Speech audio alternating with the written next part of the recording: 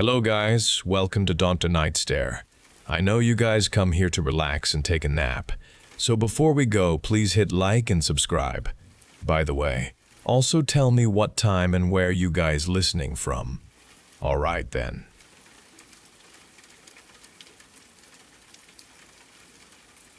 I turned the key in the lock and pushed open my apartment door. The familiar scent of old wood and cleanser greeted me. I stepped inside, pulling the door shut behind me. The latch clicked into place. The living room was exactly as I had left it this morning. Cushions rested on the sofa, their patterns undisturbed. Books stood upright on the low table, each one aligned with the others. A single empty mug sat beside them. The apartment appeared normal, completely ordinary. A creeping sensation began to grow in my stomach. It felt like something was wrong here. I surveyed the room again, searching for any disruption, but saw nothing. The feeling persisted. A cold awareness tightened around my chest, and I wanted it to leave. My breath grew shallow. I walked to the window and looked down at the street below.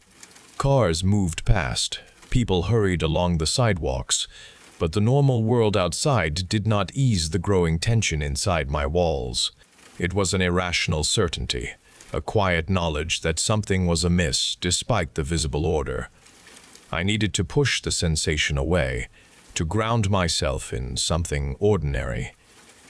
I walked to the small kitchen, running cool water into a kettle, a mundane task intended to provide comfort. I placed it on the stove burner, and the low flame flickered on beneath the metal. Leaning against the cold laminate counter, I willed the irrational dread to disappear from my mind, focusing on the rising steam. From the wall shared with the next apartment, the one I believed empty, a low gurgle started, then something else entirely. It was a wet, choked sound that preceded a ripple of noise undeniably identifiable as laughter. The sound possessed a quality that twisted the air, deeper and more ragged than any human voice, a guttural noise comprising short, sharp gasps that grated within my ears. This laughter grew, increasing in volume and confidence, beginning to fill the formerly quiet space of my apartment. It was joined by a series of unintelligible mumbles, words distorted and swallowed, yet the tone carried a distinct malice which made my stomach clench. I could hear a rhythmic swaying, a dragging sound mixed with the heavy voice, making the entire auditory assault feel thick and oppressive. My breath caught in my throat. The kettle on the stove began to whistle softly, a gentle, normal sound that now felt entirely alien and out of place. I did not move to turn it off. My fingers pressed hard against the countertop, the cold laminate digging into my skin as a chill spread through my body. The earlier unease solidified into a stark, cold fear that vibrated through my bones. This was not imagined. This was undeniably real. Something was in the next apartment, and something was making those terrifying sounds. The unsettling reality consumed all other thoughts, pushing away any attempt at explanation. The quiet shattered around me, violently displacing the peace I had sought moments ago. All I could hear was the distorted cackling and the slurred, wicked words coming through the wall. I stood frozen, my eyes fixed on the blank plaster. The distorted cackling and slurred, wicked words still poured from the wall. I moved towards it, drawn by a terrible curiosity and the urgent need to understand. I reached the plaster surface and pressed my ear against it, flattening my body against the cold material. I strained to decipher the malicious sounds that vibrated through the thin barrier. The guttural laughter and the garbled mumbles continued, right there, vibrating with sickening intensity against my head. Then, with a suddenness that made me jump back, the noises abruptly ceased. The cacophony vanished, leaving an unsettling quiet where sound had been moments before. A pause followed, An instant of startling quiet. Then a low, chilling sound came from the other side. A single, distinct shh whispered directly through the wall.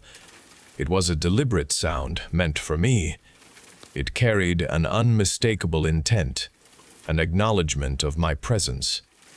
I pulled away quickly, my body rigid and cold. Stark realization struck me. It knew. The entity in the next apartment was undeniably aware of my presence. It had stopped its terrifying sounds not because it was finished, but because it knew I was listening. It was reacting to my actions, making our interaction direct and personal. The unspoken boundary between us had been breached by a single whispered sound. The single, chilling shh tore through any remaining pretense of safety. A raw terror propelled me backward from the wall, stumbling through the kitchen.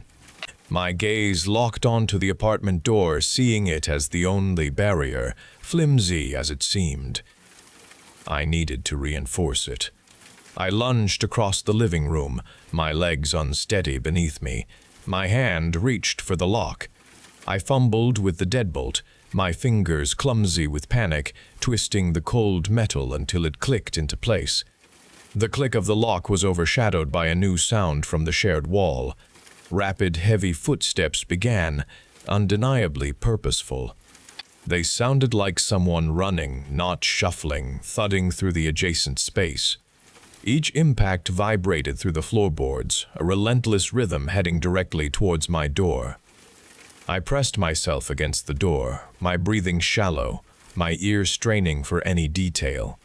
The footsteps stopped on the other side. A thick silence followed, its presence a stark menace. Then a voice spoke. It was deep, guttural, and the same voice that had laughed moments before. Only now it was clear, sharp, and directed at me. The words resonated through the wood, vibrating against my cheek where I leaned. "You cannot stay there forever." The words hung in the air, defining my new reality. I was trapped. The apartment, once a place of refuge, had become a cage, the locked door now a barrier imposed upon me. Every instinct urged me to escape, but there was nowhere to go. The voice had confirmed its presence outside, a palpable weight pressing against the other side of the wood. My act of locking the door had transformed into an act of surrender, confirming my capture. Hours later, the light outside had faded to an endless gray.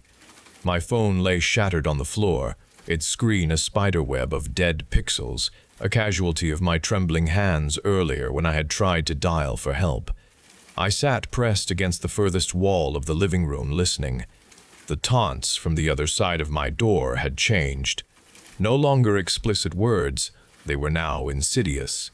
Soft scratching sounds that mimicked fingers dragging across wood, followed by a slow, deliberate breathing sound. Sometimes a low whistle would pierce the stillness, a tuneless melody that spoke of infinite patience and malevolent intent. I knew it remained out there, a constant presence just beyond the barrier of my door. Every slight creak of the building, every rustle of wind against the window, felt like a fresh assault. My eyes burned, fixed on the door's sturdy wood, yet I knew it only offered an illusion of protection. The entity had merely retreated from direct assault, content to conduct its siege from the hallway. There was no escape. The sounds would continue, the psychological pressure would build, and I would stay here, held captive by the thing that waited. It was a permanent state of dread, and the night had only just begun.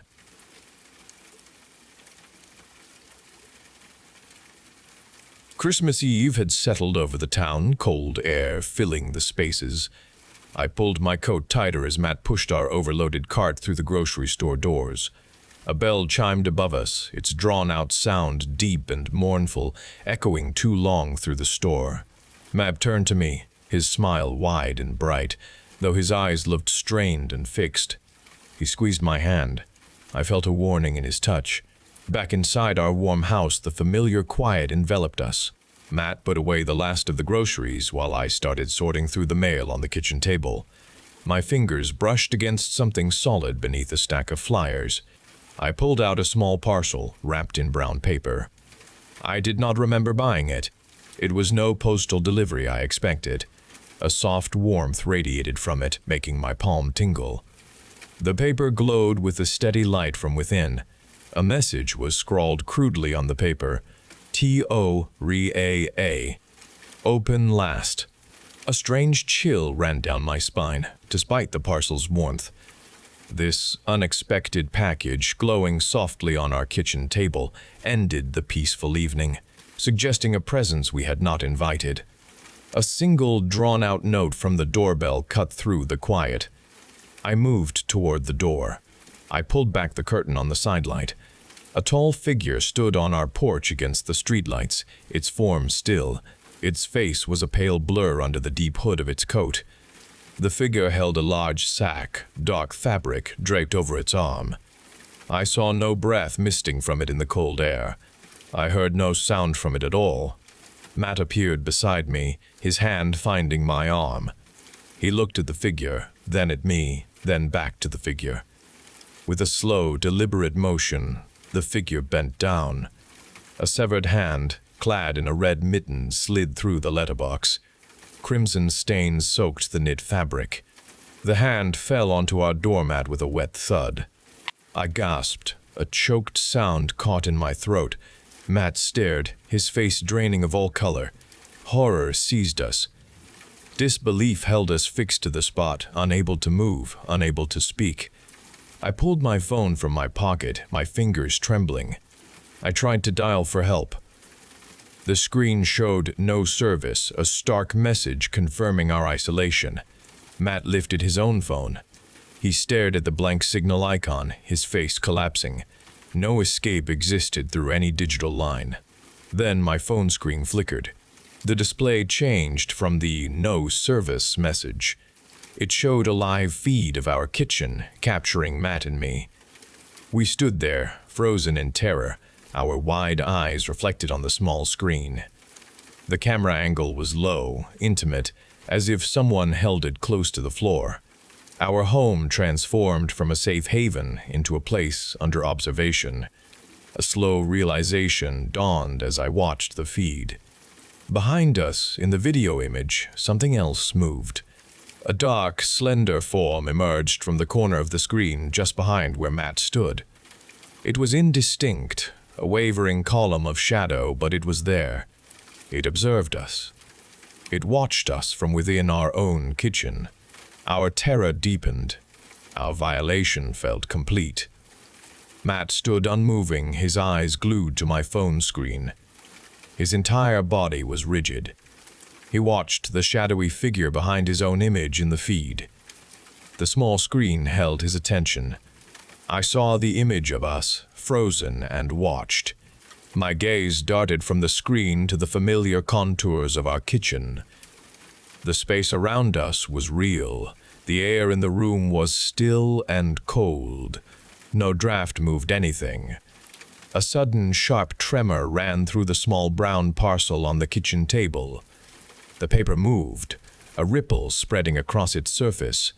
It twitched, a small, abrupt movement, then another. It was a movement from within, not from any external force. A coldness spread through me. My eyes fixed on the parcel, then I looked at the spot behind Matt. The video showed the thing. That same thing was here now. It stood in our kitchen. A warmth brushed against my neck. It was a sensation of closeness, of something damp and heavy. A soft current of air moved across my skin. I did not move my head. I could not. I felt a light pressure. A sound, barely a breath, formed behind me. It was a voice, rough and intimate. It spoke my name. Rhea. I felt the presence press closer, its form against my back, just inches away.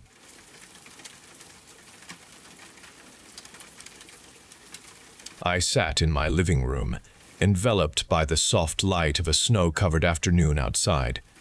The world beyond my window was a simple blur of white, everything muffled and still, a quiet enclosure. I held the open novel on my lap, a book I did not enjoy, but I forced myself to turn its pages for her, imagining her approval. My armchair groaned whenever I shifted, a sound marking the passing minutes. I had been there for hours, attempting to lose myself in the story, but my mind kept wandering from the flat prose. The quiet pressed against my ears, making me aware of my own breathing. I felt a subtle give in the floorboards under my feet, a sensation I first noticed a week ago, but now it felt stronger. The wood groaned again, a deeper sound this time, and the sag became more pronounced.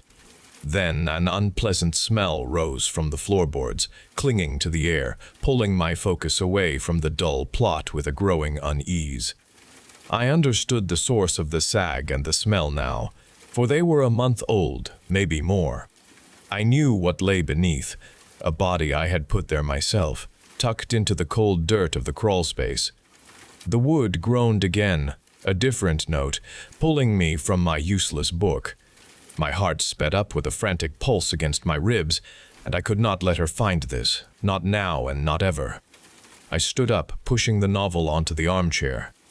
I needed tools to fix this, to make the floor solid and silent. The thought of her neat shoes, her elegant presence, stepping on this very spot and discovering the true rotten foundation beneath, made my movements quick.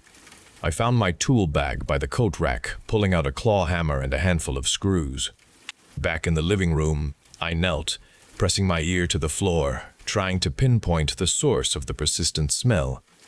It was stronger now, a sickly, sweet decay. My fingers traced the edges of the loose boards. The urgency of this physical cover-up merged with the private deceptions I kept from her. I imagined her questions, her clear eyes searching for the truth. I began to tap at the floorboards with the hammer, trying to seat them, to force them back into place, to make them hold the awful secret. My breath hitched with each downward stroke, the sharp sounds echoing in the silent room. I drove in new screws where I could, hoping to pull the floor tight, to seal the horrible stench away from her, to seal away all my deceptions. Then a chill spread up my spine. A distinct, dragging creak came from below, a sound that was not the house settling. It sounded deliberate and heavy. I froze, my hand hovering over a screw, listening. Only the distant moan of the wind answered, but the cold dread remained. I stirred from a restless sleep, roused by an overpowering, sickening stench of rot that clawed at my throat. My eyes snapped open, struggling to focus on the familiar ceiling. The air was thick and foul, infinitely worse than before. I sat upright, my breath catching as I saw the floor. The floorboards were no longer merely sagging. They had been violently torn apart. Jagged splinters jutted from the gaping maw where my living room floor had been, exposing the damp, black earth of the crawl space below. I stared into the dark opening, my eyes struggling to comprehend the emptiness. The body I had buried, the secret I had tried to seal away, was gone. My hand instinctively went to my side, searching for the claw hammer I had used earlier, but it was gone from where I had left it. Dark red streaks marred the exposed joists and splintered wood around the hole. Near one shattered board, several fragments of painted fingernails lay scattered, their color a stark contrast to the destruction. Then I saw them, black, muddy footprints, impossibly distinct against the pale wood, leading away from the gaping hole and across the living room carpet, disappearing beyond the doorway.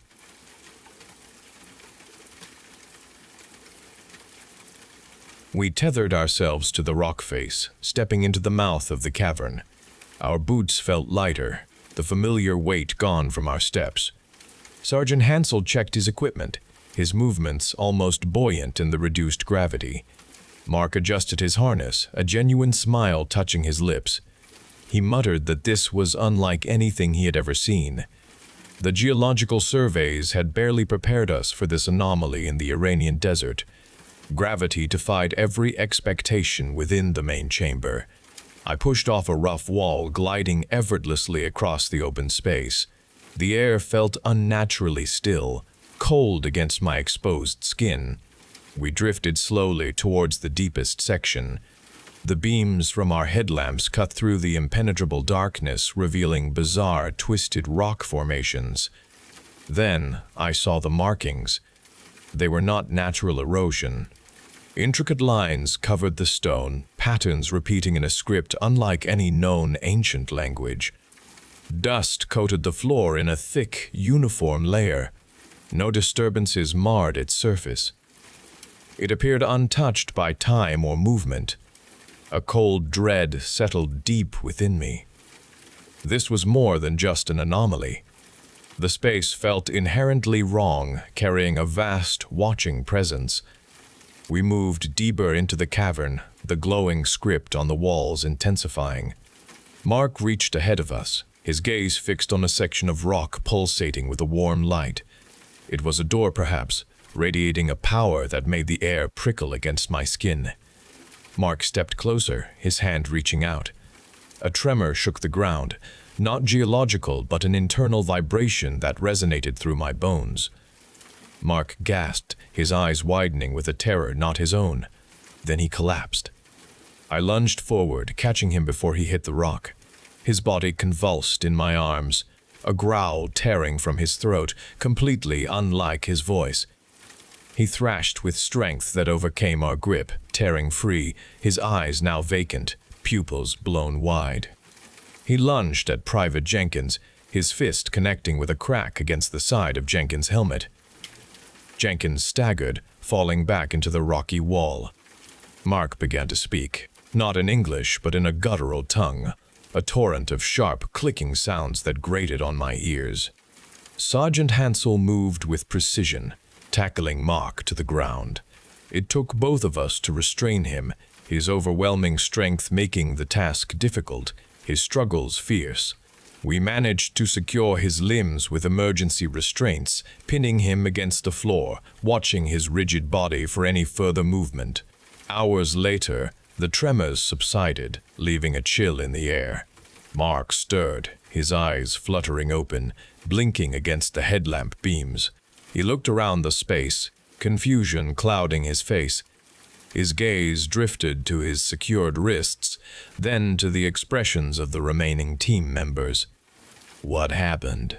he asked, his voice weak. I watched him carefully, a knot tightening in my stomach. "You blacked out, Mark," I said, my voice quiet. "You assaulted Jenkins. You spoke a language we did not understand." Jenkins was already being treated for a concussion in the medical pod. Mark stared at his restrained wrists, then at Jenkins' still form in the corner, horror spreading across his features. "It is what?" he whispered, his memory completely blank. The incident left a realization. This place was not merely strange. It actively infiltrated, twisted, and controlled. The vast presence in the cave felt closer now, a predator that had revealed its fangs, showing its immediate direct influence over us. Sergeant Hansel and I moved carefully towards the glowing door. The light pulsed with a steady rhythm now, pushing back the deeper shadows of the cavern. It was a golden light, warm yet strangely hostile, casting our stretched figures against the curved rock walls. Mark remained secured in his restraints behind us, his eyes wide with a deep, silent terror that reflected my own. We had to face what lay beyond. Hansel adjusted his grip on his rifle, his knuckles white. "Stay back, Mark," he ordered, his voice tight. "I am going ahead." I wanted to object, to say we should find another way, but no other way existed. The cave had funneled us towards this single point. Hansel looked at me, his gaze firm, unwavering. He knew what he had to do. He stepped directly towards the pulsating entrance, pulling a small, heavy explosive charge from his kit. He affixed it to the edge of the light. "If this thing is alive," he said, his voice flat, "it will not have me without a fight. He armed the charge, the small indicator light on its side flashing red. He then looked at the door. I saw desperation in his face, a resolve that hardened his features. He glanced back at me one last time, a silent plea passing between us. He took a deep breath. He then placed both hands on the glowing surface of the door, pushing against the golden light. He shouted, his voice cracking with exertion. The light flared violently around him, engulfing his body. A searing heat washed over me, pushing me back. Hansel dissolved, his body unraveling into pure energy. Flames erupted, not from a fire, but from the conversion of his very being into pure, incandescent light. He was gone, evaporated in an instant, leaving only the memory of his sacrifice. The door, now open, pulsed with an even greater intensity, bathing the cavern in its terrible radiance. Then a voice entered my mind. It was not a sound I heard with my ears, but a direct thought, ancient and vast, vibrating through my very bones. "You are chosen," it spoke without speaking. "You will know us." I awoke to sterile light. My right eye slowly opened, adjusting to the white room. A dull ache pulsed behind my left socket. When my fingers cautiously traced the bandage there, I felt an empty space beneath the sterile gauze. I attempted to sit up, but my body refused to obey. My legs lay still under the thin sheet, unresponsive to any command. A doctor eventually arrived, confirming the extent of the damage. My left optic nerve had been severed. My spinal cord was damaged beyond repair. I was blind in one eye and paralyzed from the waist down. My questions about the others were met with quiet reluctance.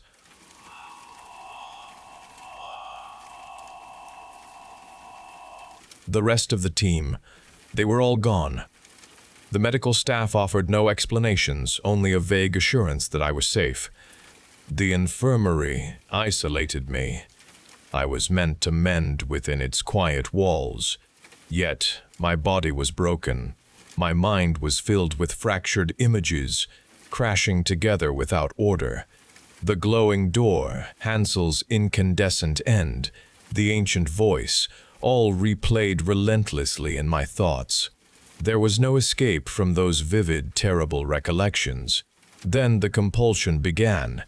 A powerful, unshakable urge originated deep within my being. The entity had chosen me. It demanded its story be told. It wanted me to relay its existence, its power, the truth of its ancient presence. I now carried its message. This burden was immense. My new purpose was clear, imposed by something vast and unknowable, etched permanently into my altered self.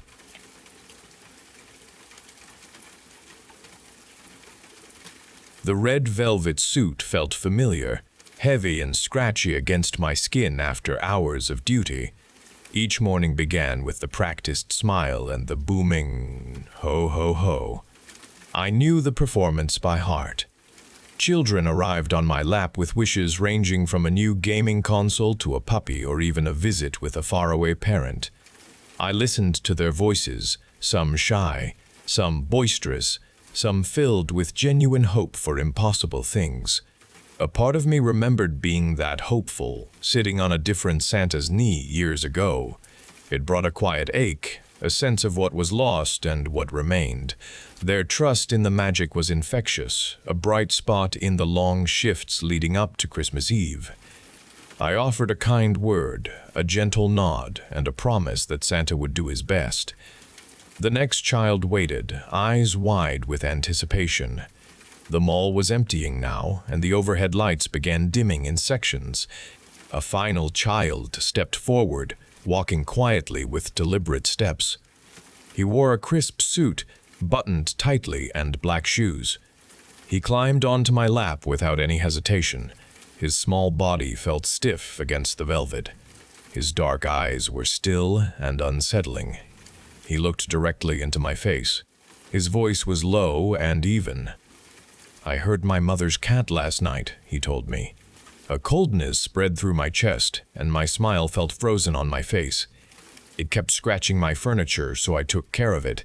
It stopped making sounds now. His gaze held mine, steady and empty. His features showed no emotion. His words made the air grow cold around us, and my breath caught in my throat. I could only stare at him, the heavy fabric of the suit feeling suddenly stifling and confining, and I remained still. Then he leaned closer, his voice dropping to a whisper right beside my ear. "Santa," he breathed, "I want you to kill my parents. They are very boring." My chest tightened further. A sudden, piercing sting started deep in my thigh. I gasped, pushing the boy from my lap with an involuntary jerk. He fell to the ground, a small, dark object clattering beside him. I looked down and saw a needle, its tip glinting in the dim light, its shaft stained with something dark. My hand went to my leg, finding a rapidly spreading wetness on the red velvet. Pain began to throb, an ugly, burning sensation. My shout tore through the quiet mall. Footsteps approached with urgency. Mall security guards arrived, their faces etched with concern. They quickly secured the boy, who offered no resistance, his eyes still holding that unsettling stillness. The mall management called the police. 2 uniformed officers arrived minutes later. They spoke to the security guards, then knelt beside the child. One officer searched his pockets. He pulled out a small, matted object, dark and stiff. It was a cat collar, brittle and caked with dried, dark matter. A small bell still dangled from it, crusted and silent. A security guard returned from the control room, his face pale. He held up a tablet displaying a grainy black and white image. "We found him earlier, sir," he said, his voice strained. The screen showed the boy, alone, near a service entrance. He held a small white box with a red warning label.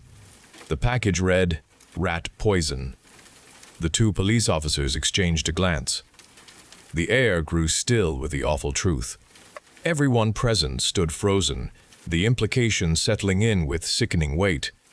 The reality of what had just happened and what this child represented left us all speechless. The medical staff at the emergency room had cleaned the wound and given me a tetanus shot, but they could not erase what had happened. I chose not to press charges against the boy. He was a child, and the idea of him in the juvenile system felt wrong, even with the horror he had revealed. Yet the small puncture mark on my thigh began to ache with an insistent throb over the next few days. It showed an angry red ring around the wound. I awaited the lab results from the blood drawn at the hospital, and a cold dread settled deep in my stomach, growing heavier with each passing hour. The boy's calm voice echoed in my mind. I heard my mother's cat, and then the chilling whisper, "Kill my parents." His still, empty eyes haunted my waking hours and invaded my sleep. I saw his face in every shadowed corner. The mall Santa suit now felt like a costume of deception, a bright disguise for the darkness hiding just beneath the surface of everyday life. This incident left me with a new, unwelcome understanding of the world, a realization that malevolence could wear the face of an innocent child. The thought of that little boy, unrepentant and detached, walking freely somewhere, made my skin prickle with a simmering fear. I knew now that not all threats announced themselves with obvious menace. Some hid in plain sight, waiting, and I could not shake the feeling that his darkness had somehow touched me.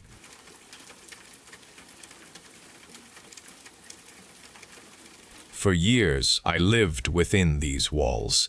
The outside world, a distant, indistinct memory that rarely touched me. My days followed a steady rhythm of quiet tasks and solitary thought, undisturbed by visitors, structured by my own careful routine. Then he arrived, a bright, persistent presence who somehow found his way through my guarded life, breaking the pattern. He brought an unfamiliar lightness to my days, a constant optimism that defied my own melancholic nature. His genuine hearty laughter had echoed through rooms that had known only my quiet movements for decades. He would knock on the door, a specific cheerful rhythm, and I would always open it, an act I never imagined doing for anyone else. His death came suddenly, without explanation, leaving an immediate gaping emptiness. One morning, he simply was not there, and his specific cheerful knock never sounded again. The world outside immediately closed in once more, but now it felt different, sharp. I stayed inside, confined to my dwelling, the quiet returning with a new heavy weight. His reading glasses remained on the small table beside the worn armchair, a simple forgotten object that still held the impression of his touch. The places where his voice had been, where his laughter had sounded, where his hands had touched, now held only a deep, unbroken stillness that pressed in on me. I am adrift in this immense quiet, bound to the indelible memory of a loss entirely my own, unlike anything known before. The initial days after his death were a blur of empty rooms, a canvas for memories. I held on to small things, finding strange comfort in the sound of a floorboard creaking upstairs, imagining it was his step. Sometimes the old radio, left in the living room, would sputter to life on its own, playing a fragment of a song he liked before clicking off. I told myself these were just echoes of my longing, simple coincidences born from a mind desperate for connection. It offered a fleeting, fragile solace, a way to keep him here with me, even just as a whisper. But the whispers grew louder, the coincidences sharper, losing their comforting edge. His reading glasses, resting on the table, suddenly snapped, the thin metal frame twisting into a broken mess. Another time, the ceramic mug he always used, perched safely on the kitchen counter, slid to the edge and shattered on the floor, scattering shards across the tiles. These occurrences carried a jarring force, a destructive energy that felt wrong. It was not a gentle remembrance. It was a violent erasure of his remaining objects. The air around me began to thicken, heavy with an unseen weight, not of comfort, but of something agitated and restless. The disturbances then shifted to the electronics. My old television, usually silent, would suddenly burst into static, a cacophony of white noise that made the screen flash and distort. It did not just turn on, it erupted, the image tearing itself apart with visible violence before settling back into darkness. My computer screen, sitting dormant, sometimes flickered with a strange greenish light, displaying corrupted data and garbled text for moments before returning to sleep. The sounds themselves became more frequent. I would hear a sharp, scraping noise from the empty hallway, a sound like fingernails dragged across wood, or a sudden, loud crack that seemed to emanate from the very walls. There was no source, no physical cause I could locate. Fleeting visual streaks became a regular occurrence. Out of the corner of my eye, a quick, gray blur would dart across the periphery of a room, too fast to properly register, too distinct to ignore. It moved with a panicked, frantic energy, never allowing me a clear look. This was not a comforting presence anymore. It felt frustrated, trapped, as if something desperately wanted to break free but could not. The agitated force seemed to press against the boundaries of my home, against the very air I breathed. I recognized a desperate sadness in its frantic movements, an undeniable anger in its destructive acts. It was tied to this place, to these memories, and I knew with a dreadful certainty that my refusal to release my grief, my desperate clinging to what was lost, was holding it here. My inability to let go had created this, had invited this presence to remain, agitated and bound. The computer room, where we had spent countless hours together, became the central point of the disturbances. The old monitor, a heavy, dark rectangle, drew my gaze with an insistent pull. The air in that specific room felt denser, colder, filled with a restless energy that pressed against my skin. The gray blurs seemed to coalesce there, darting around the periphery of the screen, faster, more desperate, always just beyond my direct vision. The corrupted text and garbled images on the monitor flickered without pattern now, a chaotic display that made no sense with its frantic activity. One evening I sat before the inactive monitor, my own reflection, a dim, distorted shape within its dark glass. The screen pulsed with a greenish light, slowly powering, casting an eerie glow across the small space. I watched the vague outline of my face, studying the lines etched by time and sorrow, the burden of my grief visible even in that warped image. Then, the reflection shifted, changed before my eyes. It was gradual at first, a subtle recontouring of features. The nose flattened, the jawline softened, the hair darkened at the temples, taking on his familiar texture. A tremor ran through me as the transformation completed itself. His face stared back from the glass, his sorrowful gaze now fully formed and clear. I stared, frozen, at the reflection, my own breath catching in my throat. I lifted my hand, watching the ghostly outline of his hand lift in response from the monitor's surface, a perfect mirror. I pressed my palm to the glass, feeling the coldness of the screen through my skin. His reflection pressed its hand back, the image distorting slightly with the contact, an echo of my own gesture. I searched the edges of the dark glass, desperately seeking any sliver of my own face, any sign of my presence there. My image had vanished completely. The glass held only his trapped face, his mournful eyes, his open expression of loss. He was bound within the glass, looking out at me. I was only looking at him, a terror-stricken witness to his eternal sorrow. We were locked together in the still dark glass, an inescapable, terrible exchange.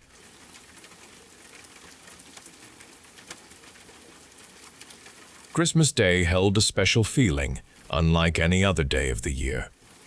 My parents sat across from each other at the breakfast table, and their voices stayed soft and polite.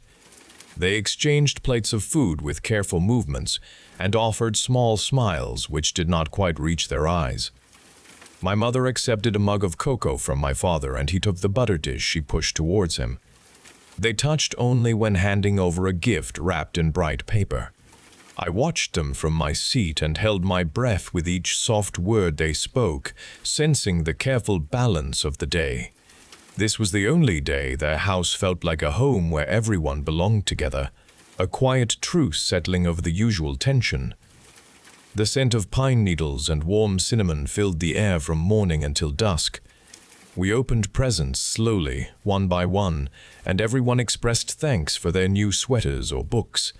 My father helped my mother with a ribbon that tangled around her new scarf. My mother laughed softly when my father tried on the silly hat I had given him. These small moments, fleeting and precious, collected in my mind like fragile ornaments. I treasured the sound of my mother's gentle laugh and the sight of my father's genuine smile. I tried to stretch out each second because I knew this fragile peace would not last. The other days of the year brought sharp words and cold shoulders, a constant feeling of ice in the room. Christmas Day offered a temporary escape from that chilling reality. The sun began to dip below the horizon, painting the window panes in shades of orange and purple. The warmth of the morning faded, replaced by a familiar quietness that crept into the corners of the house. My parents retreated to separate rooms after dinner, my mother with her book and my father with his newspaper. The soft glow of the tree lights could not chase away the growing emptiness I felt. My heart ached, knowing the next morning would bring a return to the usual silence and the sharp edges of their distance. I wished the day would never end, that this calm could somehow last forever. I slipped outside into the crisp winter air, drawn by a news report earlier about a rare meteor shower. The grass crunched under my boots and my breath plumed white in front of me. The sky above was a vast, inky canvas sprinkled with countless stars. My eyes scanned the darkness, searching for the fleeting streaks of light. A sudden burst of brilliance split the sky, a shower of bright embers trailing across the heavens. Another followed, then another, a silent cascade of cosmic dust. Each meteor burned brightly and then vanished, a fleeting spectacle. I closed my eyes and focused all my longing into a single, desperate plea. I concentrated on the image of my parents laughing together, their hands brushing, their smiles real and warm. I pictured the scent of Christmas, the taste of gingerbread, the quiet happiness that permeated every moment of this special day. I wished for the magic to never fade. I wished the truce would never break. I whispered my desire into the cold night air, sending it out to the blazing meteors. I wish every day could be Christmas, I said, my voice barely audible above the whisper of the wind. I wanted the joy, the peace, the fleeting harmony to simply stay. I opened my eyes and watched the last meteor streak across the sky before it disappeared into the darkness. A deep sense of peace settled over me, a strange calm that filled the hollow space in my chest. I believed with all my being that my wish had been heard. I felt certain the vast, indifferent universe had bent its rules just for me, for my desperate, innocent longing for a truly happy family. I walked back inside, a hopeful warmth spreading through me, ready for whatever tomorrow would bring, confident that it would be another day of harmony and cheer. I knew nothing of the immense power I had just unleashed, nor the terrible cost of my innocent desire. I did not understand the weight of an eternal loop driven by such a simple, heartfelt plea for endless joy. My wish for a perfect day was about to become my unending prison. The faint morning light filtered through the frosted window panes, painting the room in a soft, ethereal glow. I stretched beneath my warm blankets, a familiar sense of peace settling over me. The scent of pine and cinnamon filled the air, a comforting embrace that seemed to promise another day of quiet joy. I opened my eyes, expecting the pale gray of a regular December 26th, but instead, my gaze fell upon the Christmas tree, its lights still twinkling, shedding festive hues across the living room. Underneath, a fresh array of brightly wrapped packages lay stacked, their ribbons perfectly coiled, their tags untouched. A peculiar chill snaked its way up my spine. This was not right. Yesterday had been Christmas. The tree lights had gone out, the presents unwrapped, and the quiet tension of the night had settled in. But everything before me suggested otherwise. I pushed back the covers and walked towards the tree, my bare feet cold on the wooden floor. I reached out and touched a package, its paper crisp and unmarred, the bow holding its perfect shape. My stomach churned with a growing unease. Then I remembered the small, handcrafted wooden bird ornament my mother had given me yesterday morning. It had been delicate, with painted wings, and in my excitement, I had accidentally snapped one of its wings clean off before the day was half over.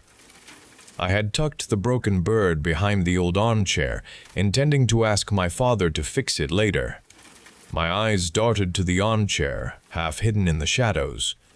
There, nestled exactly where I had left it, sat the wooden bird. Its wing was perfectly intact, the paint unchipped, its small wooden eyes gleaming.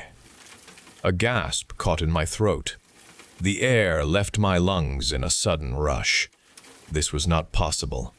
The broken bird was whole. The new gifts waited.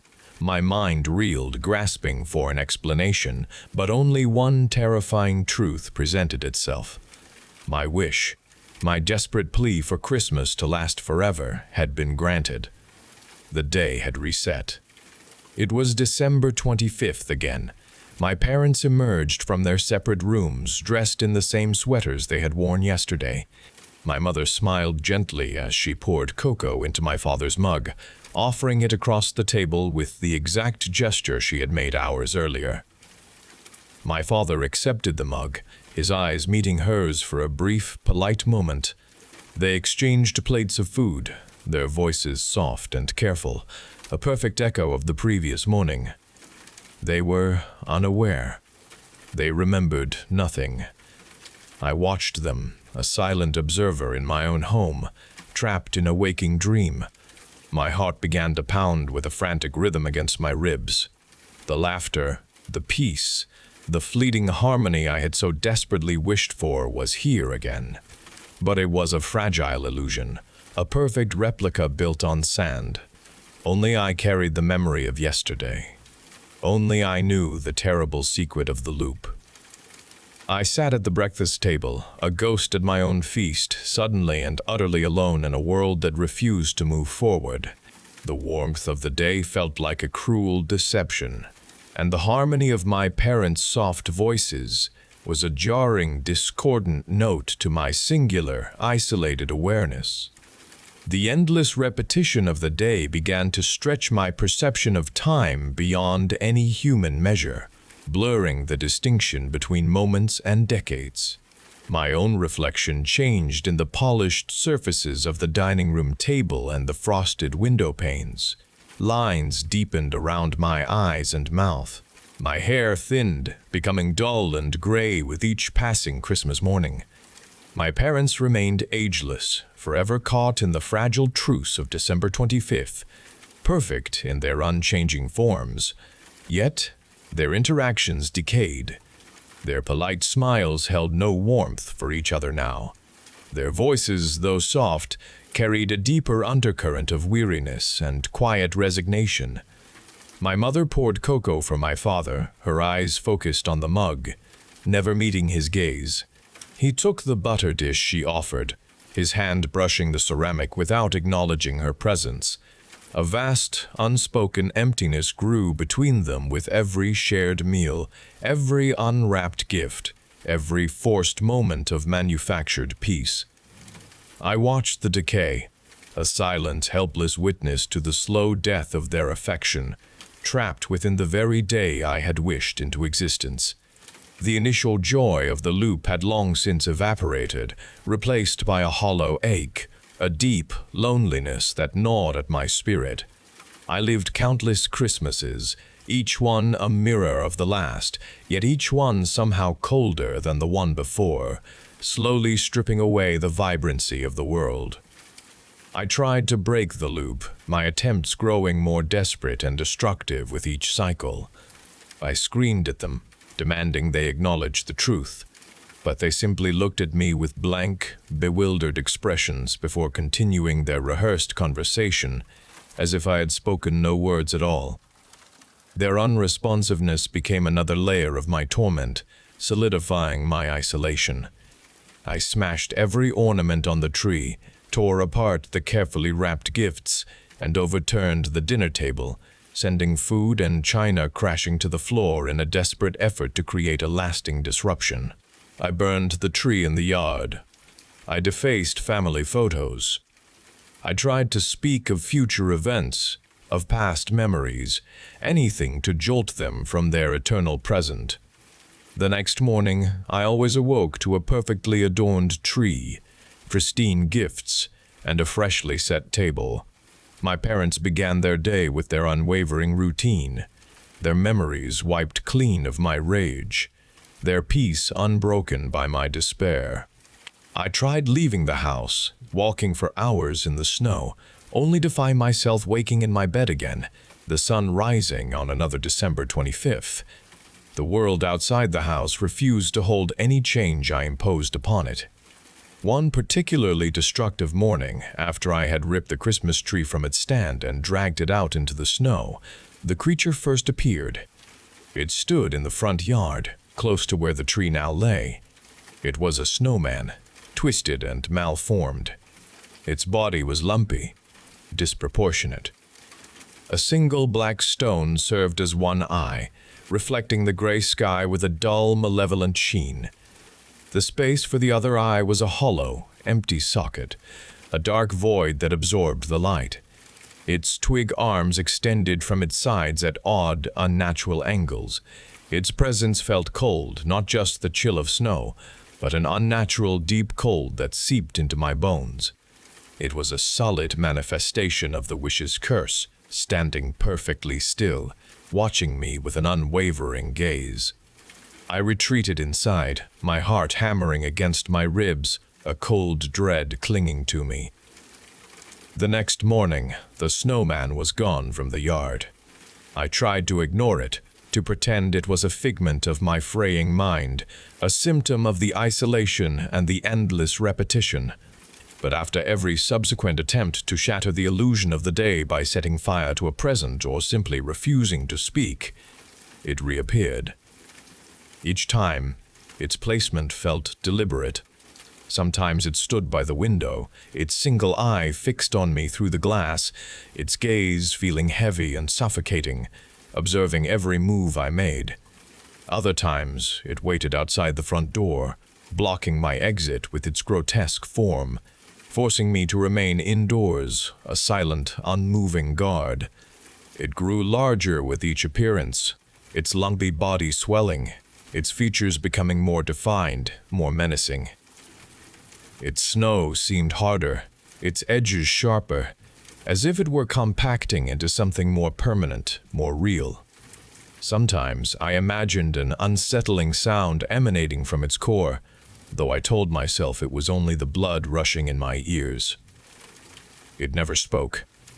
It simply existed, a constant, chilling reminder of my eternal, self-made prison. It was a silent, unblinking watcher of my endless, decaying Christmas, its presence a stark, frozen monument to my regret. The years of repeated Christmases had carved deep grooves into my spirit. Each morning brought the same soft light, the same pine scent, the same polite exchanges between my parents, and sometimes the ominous form of the malformed snowman in the yard. My attempts to escape or alter the day had long since ceased, replaced by a deep, bone-weary resignation. I no longer screamed or destroyed. I simply moved through the day, a ghost observing a play I knew by heart, the script never changing, the actors forever performing their roles. The crushing weight of eternity pressed down on me, making every breath feel heavy. My own reflection showed a face etched with countless forgotten mornings, a stranger looking back from the glass. One afternoon, during one of the cycles, I walked through the town square. The familiar carolers sang their songs, their voices carrying on the crisp air. I passed by the small bakery, a place I had avoided for years, remembering only the first few Christmases when it still held a glimmer of genuine nostalgia. Today, I simply walked inside, drawn by the smell of warm bread. The woman behind the counter, her face kind and lined with wrinkles, offered me a gingerbread cookie. "Happy Christmas," she said, her voice soft and real. I took the cookie, surprised by the simple gesture. She smiled at me, a genuine, warm expression that had no memory of my previous visits, no knowledge of my despair. It was just a moment, a fleeting interaction in an endless day, but it was untainted by my expectations or my history. Her smile was just a smile. I sat on a park bench, eating the cookie. Its warmth and spice tasted like a memory I had almost forgotten. A simple pleasure. The woman's genuine kindness, untainted by the loop's curse, felt like a small, unexpected gift. She did not know my story. She did not know my torment. She simply offered a cookie and a kind word. In that moment, I realized something important. The loop existed. It was my reality.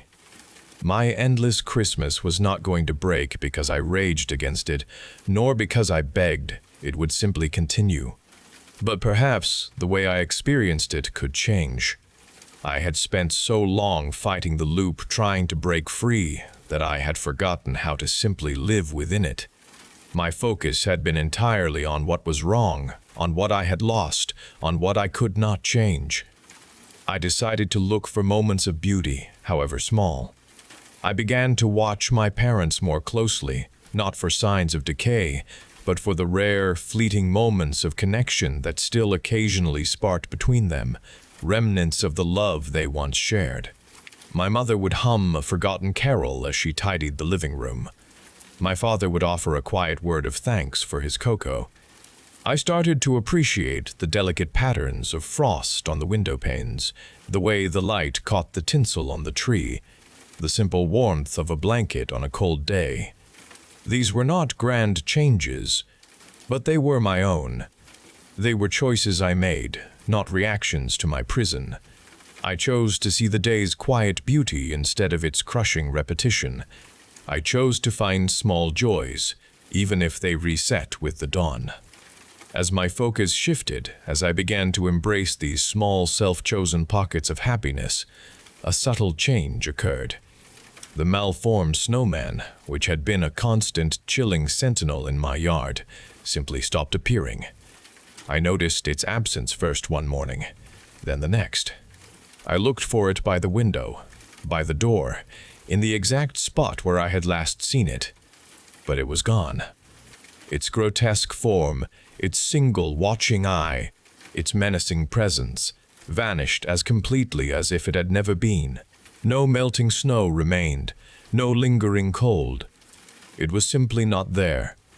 The space it once occupied was empty, filled only with the quiet, familiar winter landscape. I never found an explanation for its disappearance. Perhaps my years of fighting and the internal rage had fueled its existence, giving it form and substance.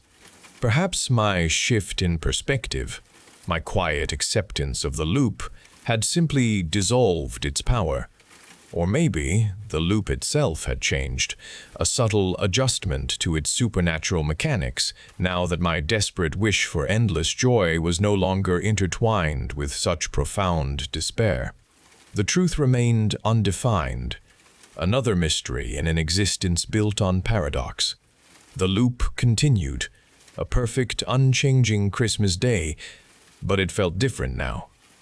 The constant weight had lessened. The prison remained, but I had found a way to breathe within its walls, choosing my own understanding, finding my own peace in the unending repetition of a perfect, fragile day. I was still alone in my awareness, but the gnawing dread had finally receded.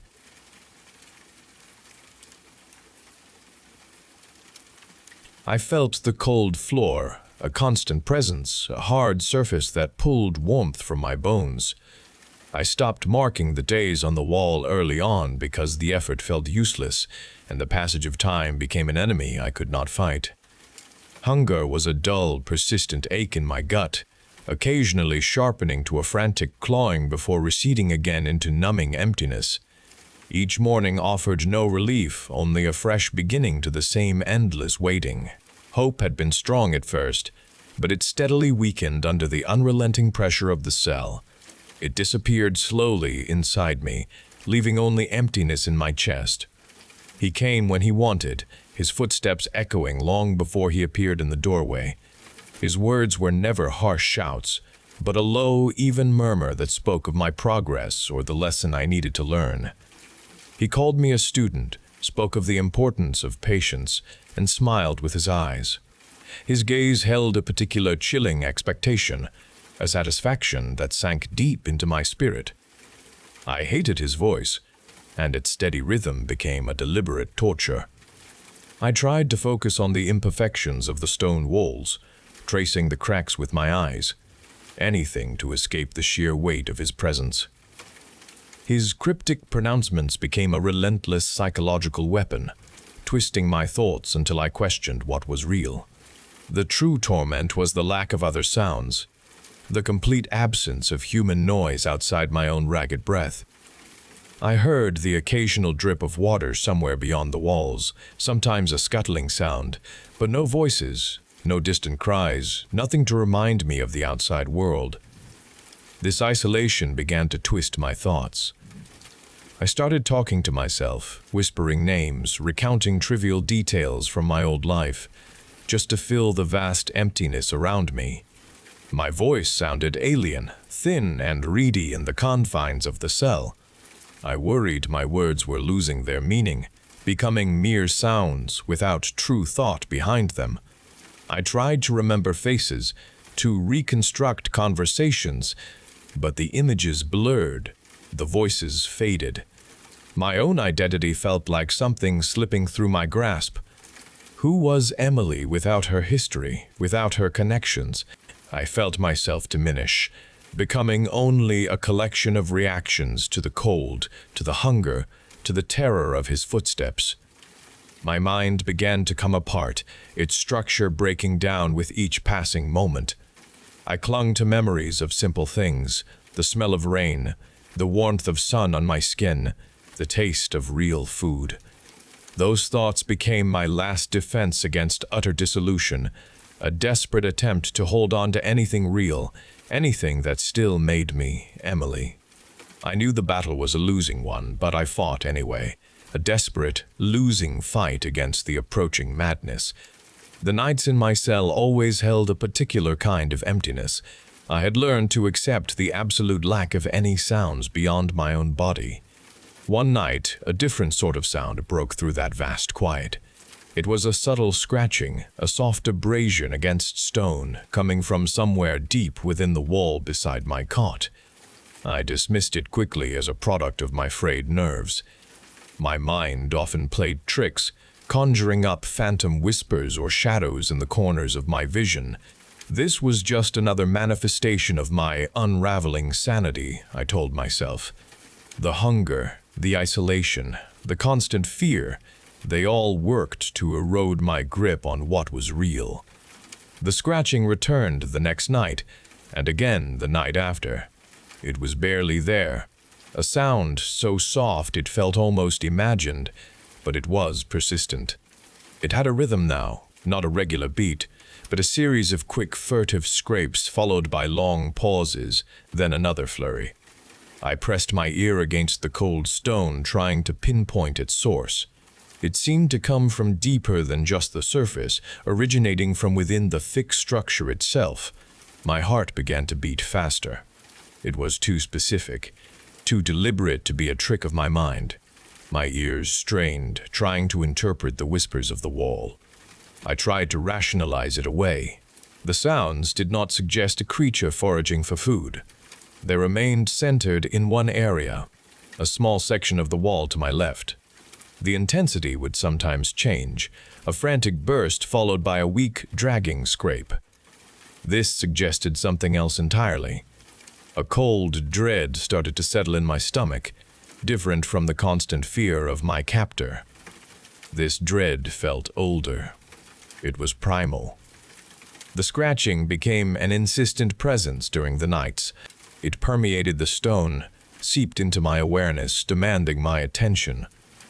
I spent hours listening, trying to understand, trying to deny what I was beginning to suspect.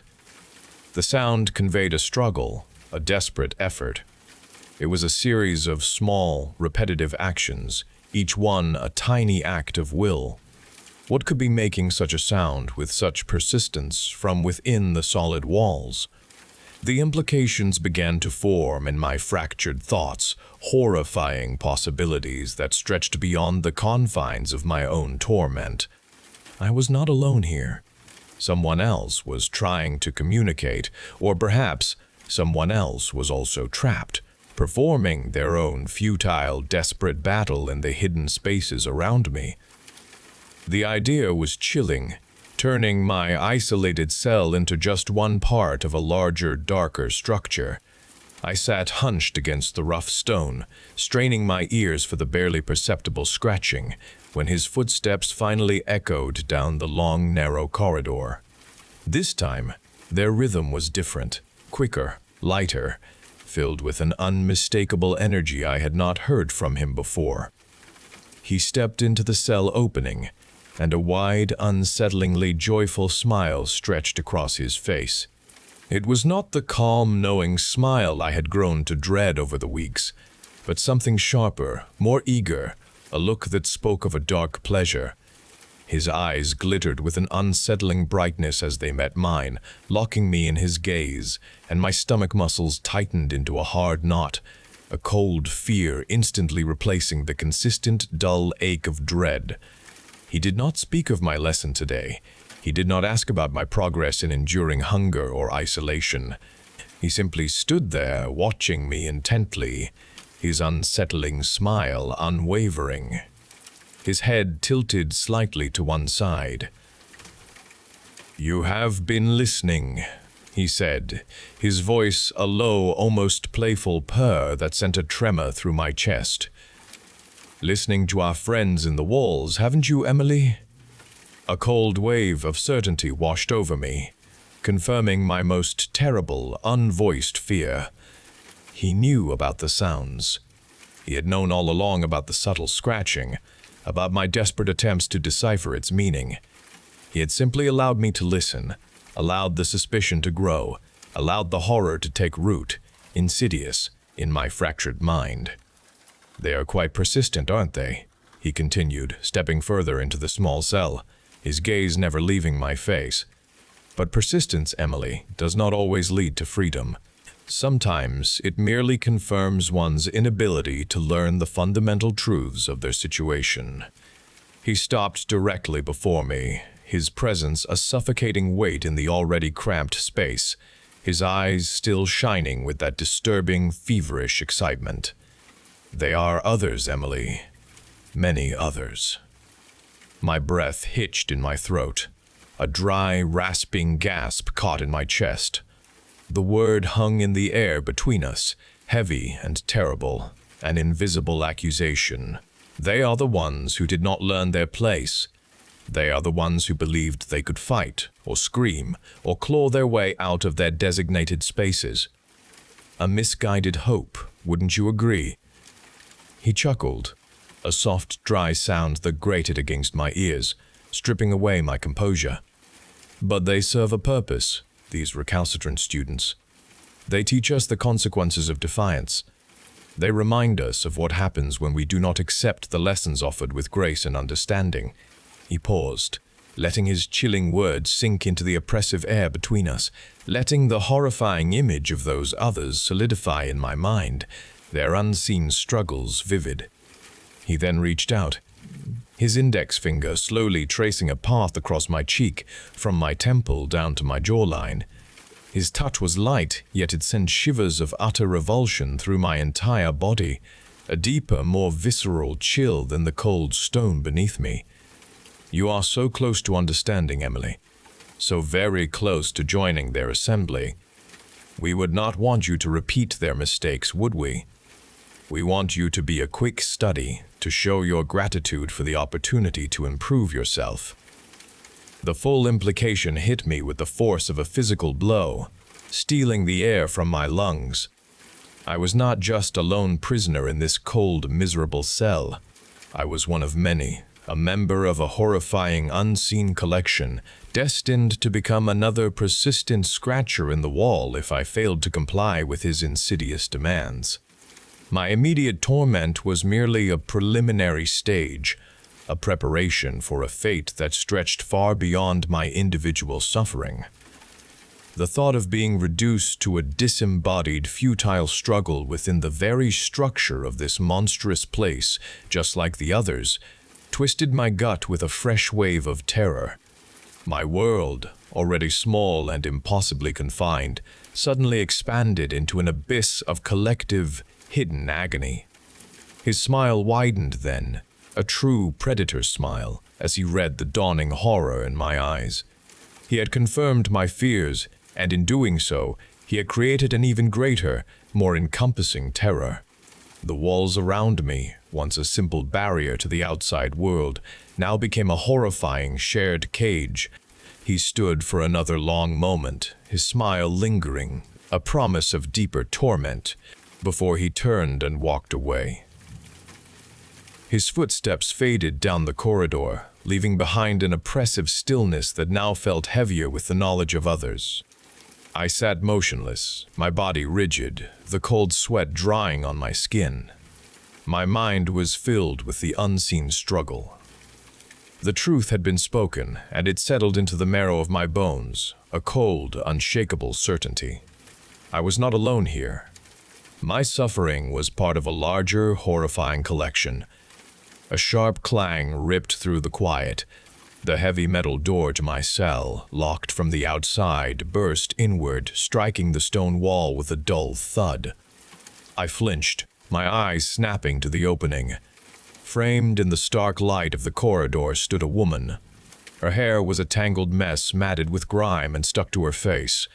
Her clothes were shredded rags hanging loosely from her emaciated frame. Her eyes were wide and bloodshot, frantic as they darted around my cell with a desperate energy. She was older. Her face was lined with a weariness that went beyond physical exhaustion. Her skin was a sickly gray. It stretched taut over sharp cheekbones. She stumbled forward, propelled by an unseen force, and fell to her knees inside the doorway. Her breath came in ragged wheezes. She gasped for air. Her hands, bony and stained, scrabbled against the cold floor. A thin sound escaped her lips, a broken whimper. Our eyes met, and in that instant, a terrifying recognition passed between us. It was a shared understanding of absolute despair, an understanding that pierced me, recognizing my own terror in her haunted gaze. Her desperation was a tangible thing, a raw feeling that vibrated in the air between us. She was real, and she was broken, and she was one of the others. She tried to speak, her mouth opening and closing, but only a dry, rasping cough emerged. A tremor ran through her body. She reached out a trembling hand towards me, her fingers splayed, pleading. The gesture was a desperate plea for connection, a silent cry across the stone floor. My own hand lifted, a mirror action, a desperate urge to respond to her suffering. I saw her lips move again, forming a single, voiceless word that I could not hear but understood with chilling clarity. Before her hand could reach me, before any sound could escape her, a large hand clamped down on her shoulder from behind, yanking her back with force. She cried out then, a choked scream that tore from her throat, raw and agonizing. Her body lifted from the floor, pulled backward and out of my cell opening. I saw her eyes once more, wide with terror and a deep, agonizing surrender, before she vanished from sight. The metal door slammed shut again, the sound echoing through the cell, sealing me back into my solitary confinement. The thud was final. It was absolute. I was left alone again, but the quiet that followed was different. It vibrated with her scream, resonated with her fear. Her frantic image was seared into my mind, a stark confirmation. It was undeniable. The whispers in the wall were not just sounds. They were lives, living, breathing, suffering women, just like her, just like me. My captor's brutality had escalated, revealed in the raw, visceral display of her brokenness. He had shown me my future, a horrifying preview of what awaited me if I did not conform. I had seen the scale of this nightmare, the collective agony that existed within these cold, unforgiving walls. The thought of joining that assembly, of becoming another frantic scratch, another broken whimper, filled me with a dread that consumed everything. The shared cage was not just a concept now. It was a reality that was living and breathing, and I was trapped inside it with a horrifying company, and it was expanding.